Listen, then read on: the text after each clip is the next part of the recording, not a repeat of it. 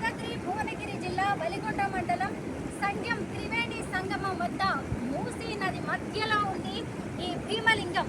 శతాబ్దాల క్రితం ఎప్పుడో ఈ మహాశివలింగాన్ని ప్రతిష్ఠించినట్టుగా చెబుతున్నారు. ముఖ్యంగా ఈ శివలింగానికి పూజలు చేసి అభిషేకం చేసి ఈ శివలింగాన్ని ఇలా హత్తుకుంటే రెండు చేతులు గనక కలిస్తే ఆ రెండు చేతులు కలిసిన వాళ్ళు పుణ్యాత్ములని, అదే రోజు వారికి ముక్తి మోక్షం ప్రాప్తిస్తుందని, అలాగే వారికి ఆయుష్ ఆరోగ్యం లాంటివి కూడా ప్రాప్తిస్తాయని స్థానికులు చెబుతూ ఉన్నారు.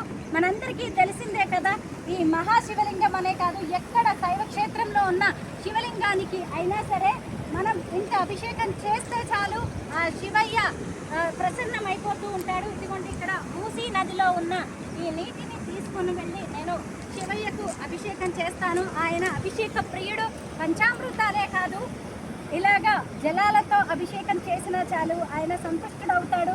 మహాశివరాత్రి రోజు నాకు శివయ్య శివలింగాన్ని ఇలా స్పర్శిస్తూ అభిషేకం చేసే అవకాశం రాలేదు. అందుకే శివుడు ఇలా స్వయంభూగా వెలిసిన శతాబ్దాల నాటి ఈ మహాశివలింగం భీమలింగం వద్దకు నన్ను రప్పించాడనిపిస్తోంది.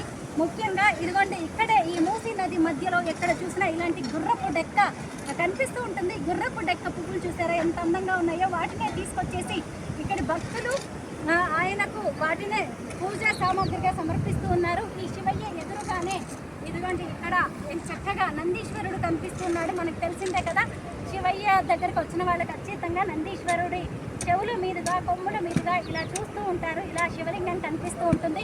ఎందుకంటే ముఖ్యంగా త్రివేణి సంగమం అని దీన్ని ఎందుకు అంటారు అంటే, ఇంద్రసాగర్, చిన్నేరు వాగు, మూసి ఈ మూడు ప్రాంతాలు కలిసిన త్రివేణి సంగమం ఇది.